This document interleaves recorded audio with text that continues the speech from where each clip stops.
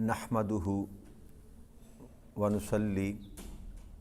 वनुसल्ली अला रसूलिहिल अमीनिल मकीनिल हनीनिल करीमिर रऊफुर रहीम। अम्मा बाद फ़अऊज़ु बिल्लाहि मिनश शैतानिर रजीम। बिस्मिल्लाहिर रहमानिर रहीम। वाजिबुल एहतराम साथियों, अल्लाह ताला का बेपनाह लुत्फ़ व करम और उसका एहसान अज़ीम है कि जिसकी तौफ़ीक से हम उसके ज़िक्र के लिए उसके घर में जमा हैं। कल बिहम्दिल्लाहि ताला हमने सूरह आल इमरान की आयत नंबर 123 तक बात मुकम्मल की थी और अपनी गुफ्तगू का इख्तिताम हमने ग़ज़वा बदर के अहवाल पर किया था। इसमें अल्लाह करीम ने जंग उहद का ज़िक्र करने के मुत्तसिल बाद ग़ज़वा बदर का हवाला दिया कि अल्लाह ने ही तुम्हारी बदर में भी मदद फरमाई थी जबकि तुम उस वक़्त बेसरो सामान थे। बस तुम अल्लाह से ही डरा करो ताकि तुम शुक्रगुजार बन जाओ।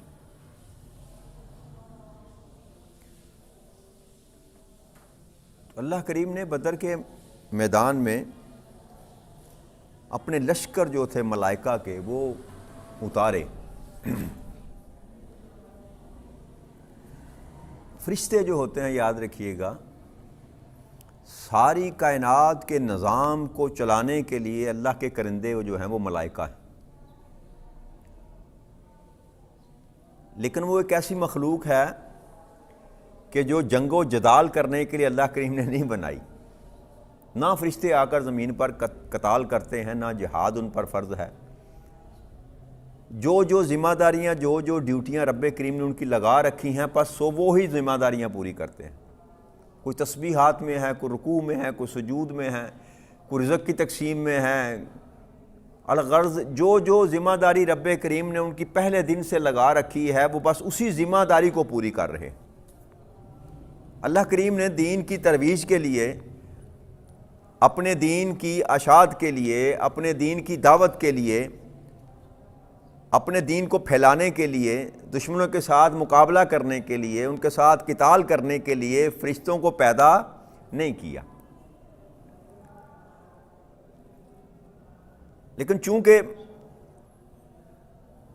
मार का बड़ा ज़बरदस्त था कि उस वक़्त मुसलमान जो थे, आका करीम सल्लल्लाहु अलैहि वसल्लम का जो लश्कर था वो अददी कुव्वत में और हरबी कुव्वत में कमज़ोर था।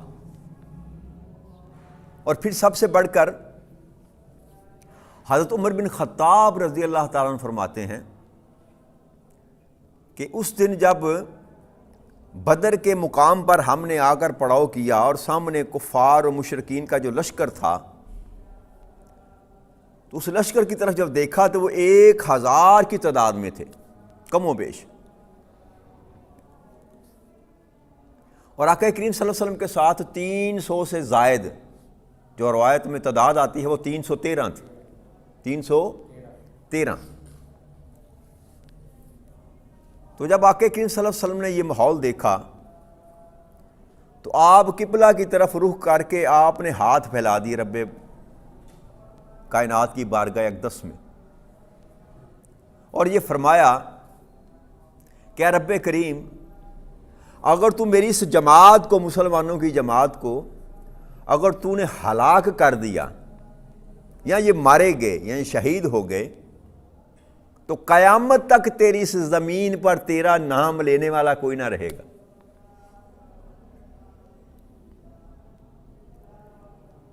और आप इतनी देर तक किबला रुख होकर अल्लाह की बारगाह में इल्तिजा करते रहे, ऐसे हाथ फैला कर ना अल्लाह करीम के आगे मुनाजात करते रहे कि आप सल्लल्लाहु अलैहि वसल्लम की जो कमली थी ना, चादर जो थी वो कंधों से नीचे गिर गई। इतनी देर आप हाथ उठाकर खड़े रहे और अल्लाह की बारगाह में अपनी अर्जी पेश कर रहे थे कि रब्बे करीम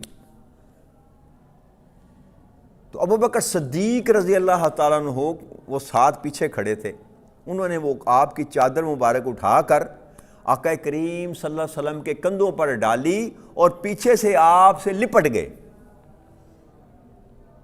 اور عرض کی کہ اے اللہ کے محبوب صلی اللہ علیہ وآلہ وسلم، کافی مناجات ہوگی آپ کی اللہ کریم سے، عن قریب اللہ آپ سے کیا ہوا وعدہ پورا کرے گا۔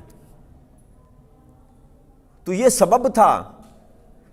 سورہ انفال میں اللہ کریم نے فرمایا، آیت نمبر 9 ہے سورہ انفال کی، کہ اذ تستغیثون ربکم فاستجاب لکم انی ممدکم بألف من الملائکۃ مردفین، کہ جب تم اپنے رب سے فریاد کر رہے تھے۔ یہ سورہ انفال میں اللہ کریم نے یہ نقشہ، قرآن کے مختلف مقامات پر اللہ کریم نے اس کو مضمون کو کیا، بیان کیا، اور کہیں کسی انداز میں کہیں کسی انداز میں۔ تو سورہ انفال میں اللہ نے فرمایا کہ جب تم اپنے رب سے فریاد کر رہے تھے، سو اس نے جواب میں فرمایا کیا، کہ میں تمہاری مدد کے لیے پے در پہ 1000 فرشتوں کو بھیج رہا ہوں۔ کہ آقا کریم صلی اللہ علیہ وسلم نے بازو اٹھا کر جب اللہ کریم سے مدد مانگی تو اللہ نے فرمایا کہ میرے محبوب تو نے مجھ سے مانگا ہے تو میں فرشتوں کی تعداد 1000 فرشتے پے در پہ تیری مدد کے لیے میں بھیج رہا ہوں۔ پھر اللہ کریم نے فرشتوں کی فوج اتاری اور فرشتوں نے وہ کام کیا جس کے لیے وہ پیدا ہی نہیں کیے گئے تھے۔ تو اللہ کریم آگے ارشاد فرماتے ہیں، اذ تقول للمؤمنین علن یکفکم ان یمدکم ربکم بثلاثۃ آلاف من الملائکۃ منزلین، کہ جب میرے محبوب آپ اپنے ماننے والے مسلمانوں سے یہ فرما رہے تھے کیا، کہ کیا تمہارے لیے یہ کافی نہیں ہے کہ تمہارا رب 3000 فرشتے جو اتارے ہوئے ہیں ان کے ذریعے تمہاری مدد فرمائے۔ جب آقا کریم صلی اللہ علیہ وسلم نے اللہ کی بارگاہ میں اپنی مناجات اور فریاد اور التجا پیش کی تو اللہ نے اپنے محبوب کو یہ کہا کہ میں فرشتوں کو پے در پہ آپ کی مدد کے لیے اتار رہا ہوں، تو آپ نے اپنے صحاب سے یہ خطاب کیا، اس کا ذکر اللہ کریم فرما رہے ہیں کہ میرے محبوب جب آپ کہہ رہے تھے اپنے ساتھیوں سے کہ کیا یہ کافی نہیں ہے تمہارے لیے کہ رب کریم 3000 فرشتے اتارے، جو فرشتے اتارے ہیں 3000 ان کے ذریعے سے تمہاری مدد فرمائے، ان کے ذریعے سے تمہاری مدد فرمائے۔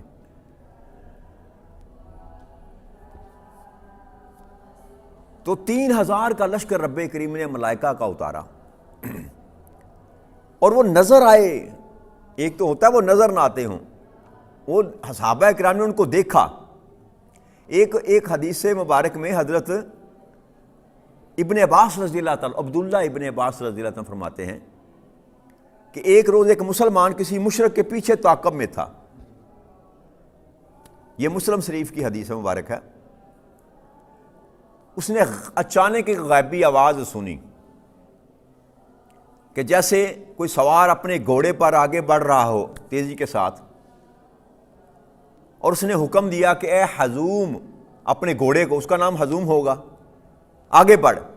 پھر گھوڑے کی آواز سنی، اسی لمحے وہ مجاہد کے وار سے پہلے وہ کافر بری طرح گھائل ہو کر زمین پر گر پڑا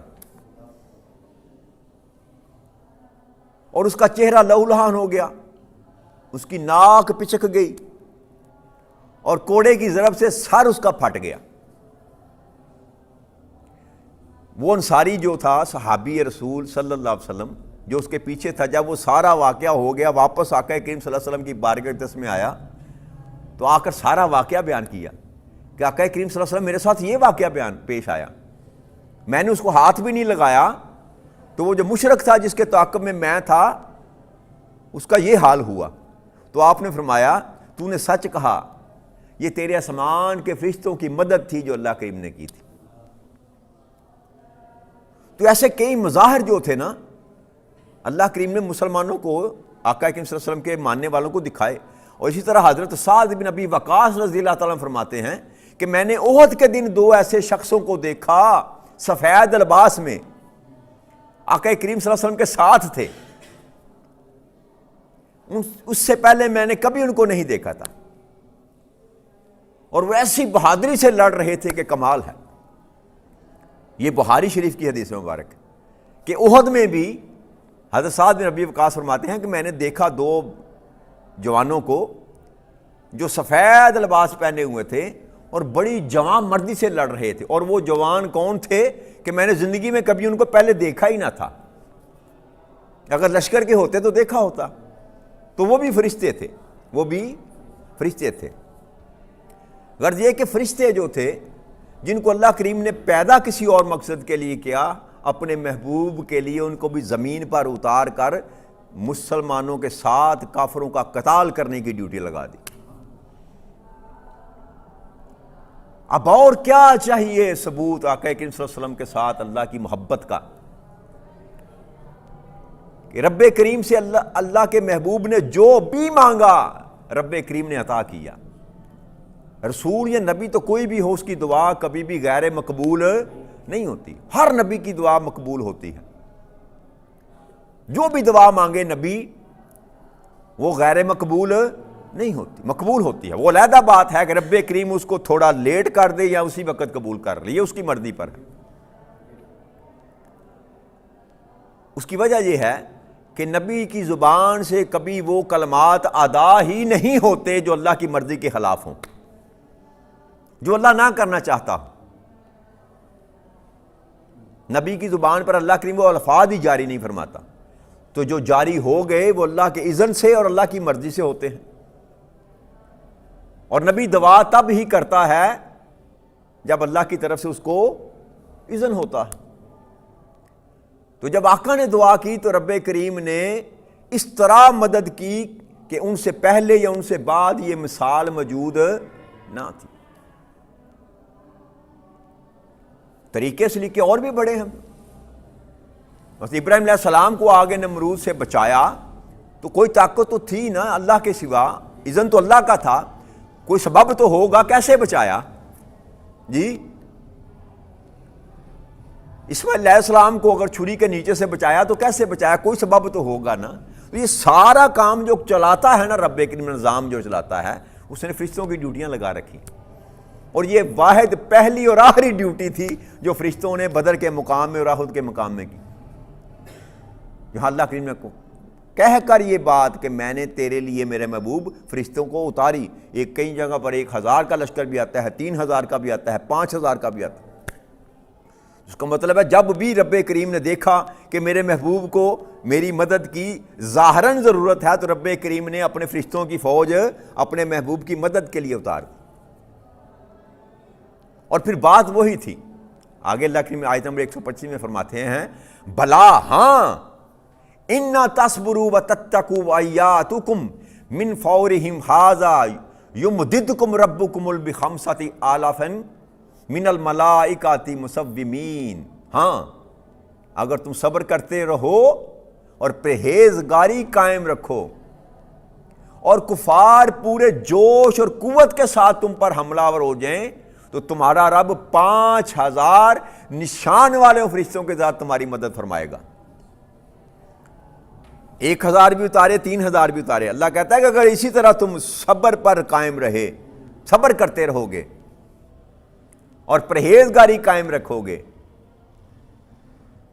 تو میں 5000 نشان زدہ فرشتے تمہاری طرح اتاروں گا، تمہاری مدد کے لیے اتاروں گا۔ لیکن شرط وہی، ایک صابر رہنا اور ایک مجھ سے ڈرتے رہنا۔ مجھ سے ان 3-4 آیات میں اللہ کریم نے تقوی کا ذکر، ہر آیت میں اللہ کریم نے تقوی کا ذکر کیا۔ تقوی اختیار کرو گے تمہیں کوئی شکست نہیں دے سکے گا، اللہ پر بھروسہ کرو گے اللہ تمہاری مدد کو آئے گا، صبر کرو گے، تقوی کرو گے تو تمہیں اللہ اپنی مدد و نصرت سے نوازتا رہے گا، کبھی 1000 فرشتہ بھیج کر، کبھی 3000 بھیج کر، اور کبھی 5000 بھیج کر۔ تو سبق کیا ہے؟ سبق یہ ہے کہ 15 صدیاں پہلے ہو یا آج کا دن ہو یا آج سے 15 صدیاں بعد ہو، جو امت بھی آقا صلی اللہ علیہ وسلم کی امت کی جو جماعت، جو گروہ اس پیرامیٹر پر پورا اترے گا، اللہ کریم اس کی مدد فرماتے رہیں گے۔ یہ کل کی بات ہے، 1965 کی جنگ جو پاکستان اور ہندوستان کی ہوئی. میں اب تو چھوٹا بالکل بچہ تھا, میں نے تو دیکھی نہیں, سنا ہے کہ بیان کیا جاتا ہے کہ اس جنگ میں بھی اللہ کریم نے اپنی فوج اتاری. ہماری اور اس کی تعداد کا جو تناسب ہے اور 1 اور 10 کا ہے, 1 اور 10 کا ہے. ہر طرح سامان میں بھی اور افرادی قوت میں بھی وہ ہم سے کئی گنا زیادہ طاقتور ہے. اور جب 65 کی جنگ تھی تو اس وقت تو ہمارے پاس ہے ہی کچھ نہ تھا جی, اس قدر مضبوط نہ تھے ہم جیسے آج ہیں. وہ اومنی بیس جتنے وہ F6 طیارے چھوٹے سے, وہ دیکھیں گجرا والے جائیں نا کبھی تو ادھر لاری ڈے کے سامنے ایک لگا ہوا ہے, سیبر 6 کو کہتے ہیں, چھوٹا سا طیارہ, 2-4 پہیے جوڑیں تو وہ طیارہ بن جاتا ہے. وہ طیارے تھے ایم عالم نے جس سے ذریعے 6 جہاز کے 5 جہاز گرائے جی. چونڈے کے محاذ پر 600 ٹینک کا حملہ کیا دشمن نے. دنیا حرب و جدل کی تاریخ میں اتنا بڑا ٹینک کا حملہ نہ کبھی پہلے ہوا نہ کبھی بعد میں ہوگا. 600 ٹینک کا حملہ گویا ایک لوہے کا پہاڑ تھا جو پاکستان کی طرف بڑھ رہا تھا. تو اللہ کریم نے مدد کی اور 600 ٹینک کا پہاڑوں جتنا وہ ملبہ جو تھا وہ دشمن اپنے ٹینک جلتے ہوئے چھوڑ کر بھاگ گیا. تو یہ اللہ کی نصرت اور مدد کے بغیر ممکن نہ تھا. وہ الفاظ تھے, وہ آج بھی آپ یوٹیوب پہ جائیں نا تو وہ سپیچ آپ کو مل جائے گی ایوب خان کی, کہ دشمن کو یہ معلوم نہیں کہ اس نے کس قوم کو للکارا ہے. یہ قوم جس کا دل لا الہ الا اللہ محمد رسول اللہ کے کلمات سے دھڑکتا ہے. وہ جو زبان سے نکلا تھا نا کہ تجھے پتہ نہیں کہ ہم کس کے ماننے والے ہیں, رب نے اس کی لاج رکھی اور پھر اللہ نے اپنی مدد کی جیسے وہ کرتا ہے, جیسے وہ کرتا ہے. اور قیامت تک کے لیے اللہ نے یہ بات بتا دی ایمان والوں کو, ایمان والو ہاں اگر تم صبر کرتے رہے اور تقوی پر برقرار رہے, تقوی اختیار کیے رکھا, مجھ سے ڈرتے رہے, میرے سوا کائنات میں کسی اور طاقت سے نہ ڈرے, فقط مجھ سے ڈرتے رہے, تو میں نشان زدہ جو ہے نا فرشتے وہ تمہاری مدد کے لیے اتاروں گا.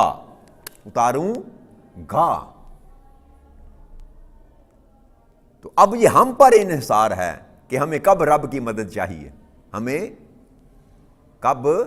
میں زمینی حقائق اس لیے آپ کے سامنے میں نے بیان کیے تاکہ یہ ایک خواب نہیں ہے جو ہم سنایا جا رہا ہے, قرآن جو بتا رہا ہے کہ 15 صدیاں پہلے ہوا تھا, یہ آج سے 50 سال پہلے بھی ہوا تھا اور قریب آ جائیں. افغانستان کو دیکھ لیں,